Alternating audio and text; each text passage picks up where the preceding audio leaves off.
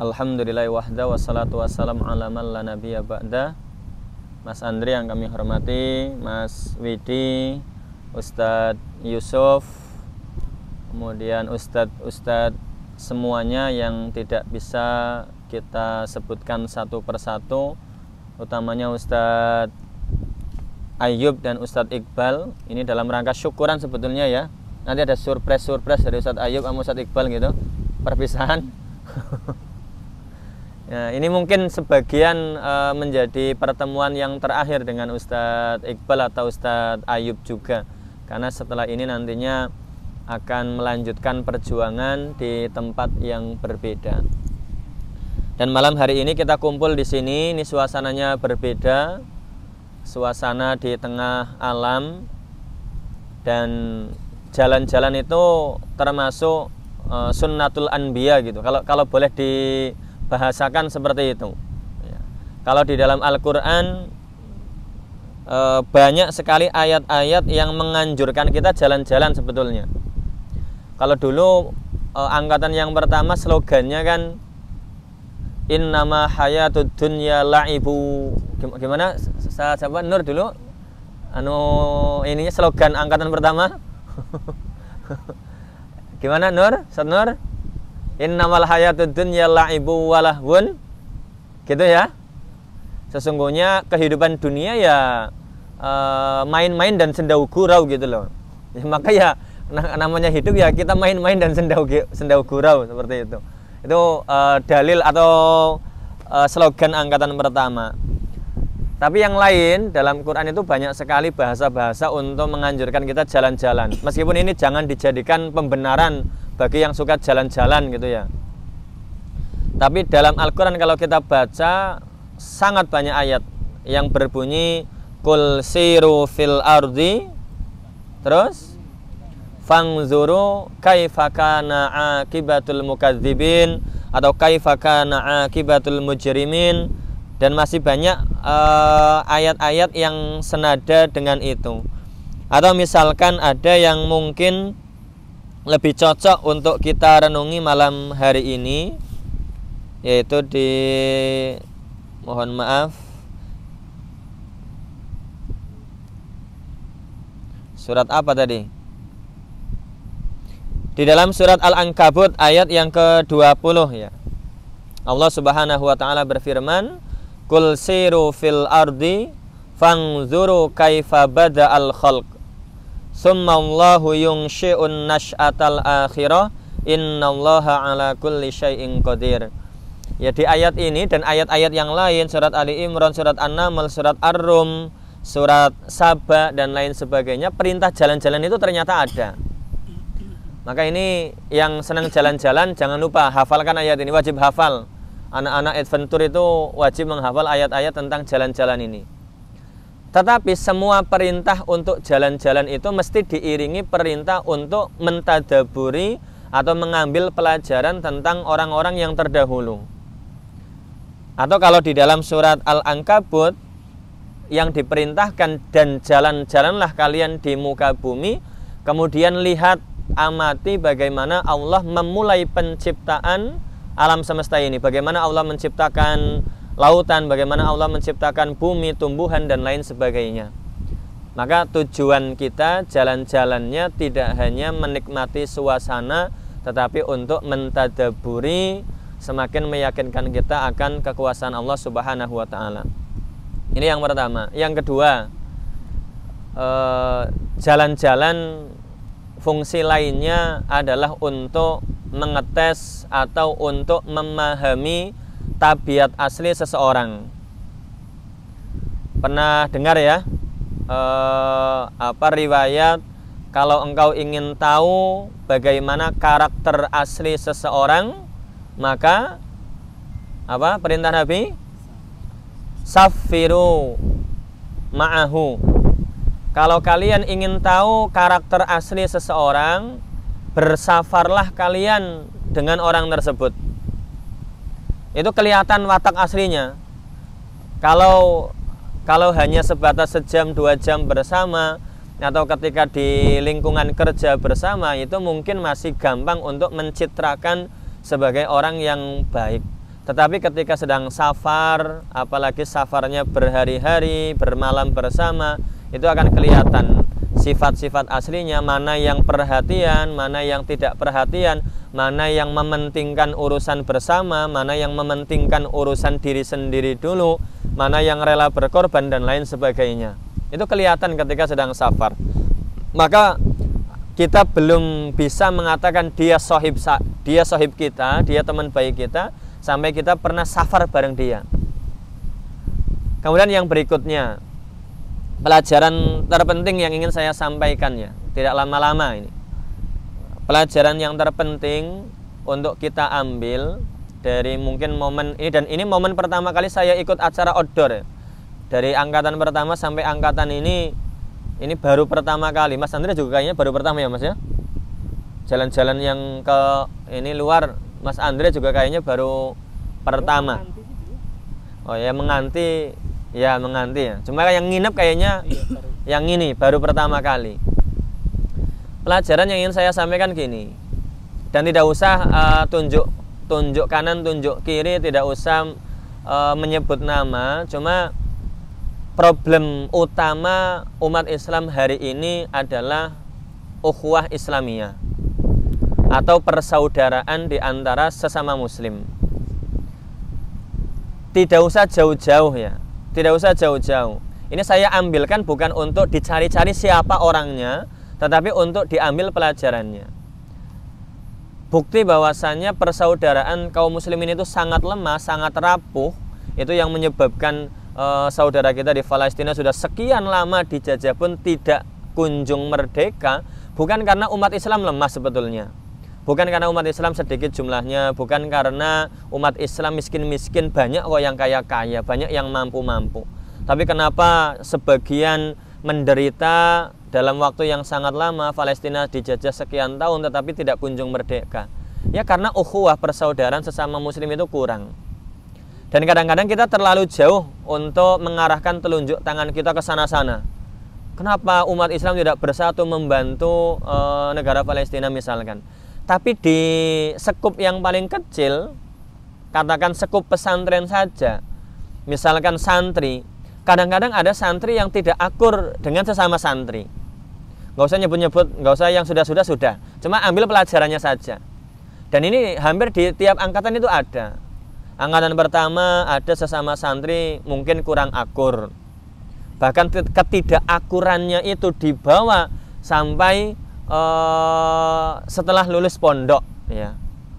Angkatan kedua cuma 2 orang, walau alam semoga akur. 2 orang ya, 2 orang nggak akur ya, lempar laut saja ya. 2 orang nggak akur gitu loh. Angkatan pertama ada, angkatan kedua wallahu a'lam, angkatan ketiga wallahu a'lam, antum lebih paham, antum lebih tahu, tapi antum insya Allah paham. Cuma maksud saya kayak gini, kalau lingkup terkecil saja kita yang setiap hari makan bareng, tidur yo di bangunan yang bareng, seatap bareng, mandi yo ngantri bareng, belajar bareng, setiap hari bareng, itu saja belum bisa menyatukan hati kita. Kadang-kadang masih ya jengkel-jengkelan, marah-marahan. Maka tidak usah mengarahkan telunjuk kita ke jauh-jauh. Ya pantas memang hari ini sebagian kaum muslimin terus terjajah, tidak dibantu oleh muslim yang lain, karena memang masa bodoh. Yang penting saya senang, yang penting saya nyaman ya. Maka harapannya acara ini, acara Qimapala ini betul-betul menumbuhkan kecintaan, persaudaraan, ukhuwah antara kita semuanya. Jengkel-jengkelan 1, 2, 3 hari, maksimal 3 hari. Lebih dari 3 hari haram. Saya marah misalkan dengan Ustaz Cahyo maksimal 3 hari. Ya Mas Andre marah dengan saya maksimal 3 hari. Antum dengan sesama antum maksimal marah 3 hari. Tidak boleh lebih dari itu. Wajar kalau marah, wajar. Mungkin karena bully-bulian, gocek-gocekan, bercanda-bercandaan, itu wajar. Tetapi belajarlah dewasa ya, kalau kita yang setiap hari bareng-bareng saja tidak bisa rekat ukhuwahnya, tidak bisa lengket persaudaraannya, bagaimana nanti ketika kita sudah mencar-mencar, mungkin ada yang kembali ke Aceh, ada yang kembali ke Sumatera, ke NTB, ke Bangka Belitung. Apakah misalkan masih bisa persaudaraan itu terus terjaga? Ada satu yang sukses, misalkan Arju jadi pengusaha kalajengking, misalkan ya misalkan kan mengikuti arahan Pak Jokowi gitu ya. Jadi pengusaha kalajengking, ada pengusaha apa gitu. Harusnya satu sukses membantu yang lain. Dia teman saya, dia sesama alma mater dengan saya. Dia belum sukses, saya bantu sampai dia sukses. Persaudaraan orang Arab kan seperti itu. Satu orang Arab jualan mebel, yang lain kan jualan mebel semuanya. Kayaknya ciri khasnya orang Arab kan mebel. Mohon maaf, orang Chinese itu usahanya apa? Sembako atau toko bangunan lah, kurang lebihnya seperti itu. Dan mereka, orang-orang Arab, orang-orang Chinese itu betul-betul persaudaraannya kuat. Satu saudara saya belum sukses, malu saya sukses. Dan itu saya pernah tanyakan langsung ke orang-orang Arab ya.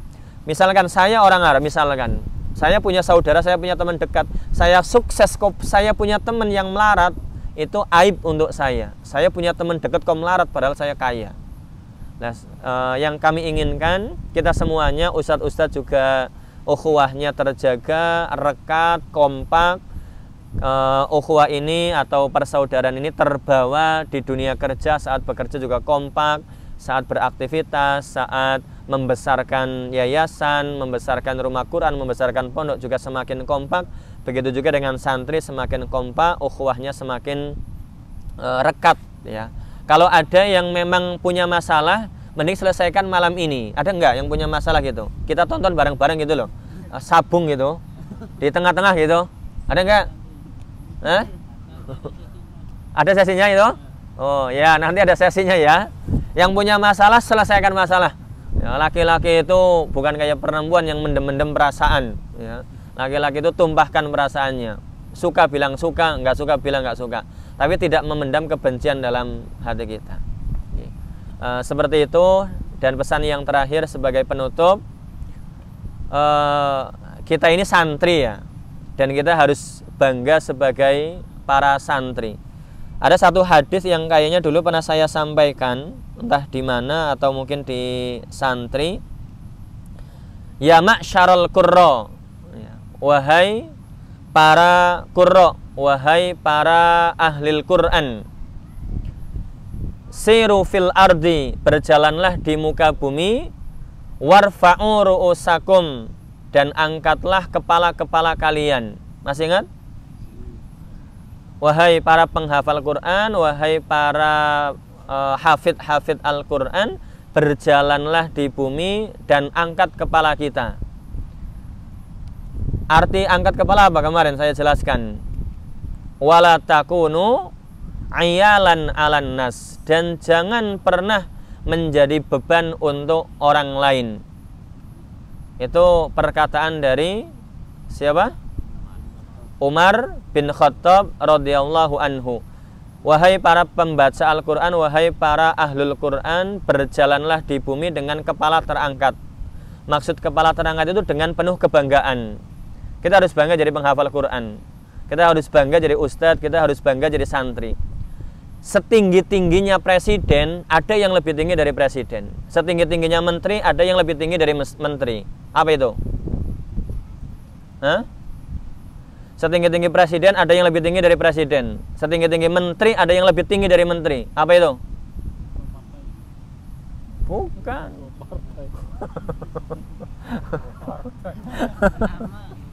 Hah? Salah. Apa? Tukang syukur. Setinggi-tinggi presiden, setinggi-tinggi menteri, ada yang lebih tinggi dari itu semuanya. Apa? Peci. Ya, ini nggak serius, ya. Ini nggak serius. Pecinya presiden lebih tinggi dari presiden, pecinya menteri lebih tinggi dari menteri. Maksud saya gini, perkataan Umar bin Khattab, wahai para penghafal Quran, berjalanlah di muka bumi ini, irfa'u ru'usakum, dan angkat kepala kalian. Kita harus bangga. Jangan minderan, jangan bermental kerupuk, harus kuat, karakternya harus kuat, harus satset, tidak loyo, tidak kelemar-kelemar, karena ada harga mahal dari Quran yang menempel di diri kita. Ketika kita jelek, ketika kita kelemar-kelemar, bukan hanya kita yang jelek. Penghafal Quran kelemar-kelemar, ladalete, layaloyo, seperti itu. Maka irfa'u ru'usakum, angkat kepala kita. Wala takunu iyalan 'alan nas, dan jangan pernah menjadi beban untuk orang lain. Ya. Misalkan besok truk tidak bisa sampai ke pantai, ingat pom bensin terakhir, maka jangan menjadi beban orang lain. Kaki berat diangkat, seret, ya, tidak mampu untuk berjalan, merangkak. Siap? Ya, nah, tolong truk dikonfirmasi. Ya, pom bensin terdekat dari sini. Ya, walau alam itu. Ya, nantinya. Baik, itu teman-teman sekalian. Jadi manfaatkan betul. Yang pertama tadi tadabburi alam ini. Kenapa air yang begitu banyaknya tidak pernah tumpah, tidak pernah banjir, padahal terus disuplai dari sungai-sungai, kucuran hujan juga terus mengalir. Kenapa kok air laut juga tidak pernah tumpah ke daratan, tidak pernah luber? Kenapa pohon kelapa yang di dekat air laut rasanya toh tidak asin? Asin apa enggak? Enggak asin, padahal dekat dari sumber air asin. Nah, semua itu tadabburi. Kenapa? Maka insya Allah bertambah keimanan kita. Yang kedua tadi, ukhuwah, persaudaraan kita. Saya harapkan selepas acara ini semakin rekat, semakin kita ini persaudaraannya semakin kuat. Tidak ada lagi yang jengkel-jengkelan, marah-marahan, berantem, pukul-pukulan. Tidak ada yang seperti itu. Wallahu a'lam bishawab. Sekian dari saya, kurang lebihnya mohon maaf. Wassalamualaikum warahmatullahi wabarakatuh.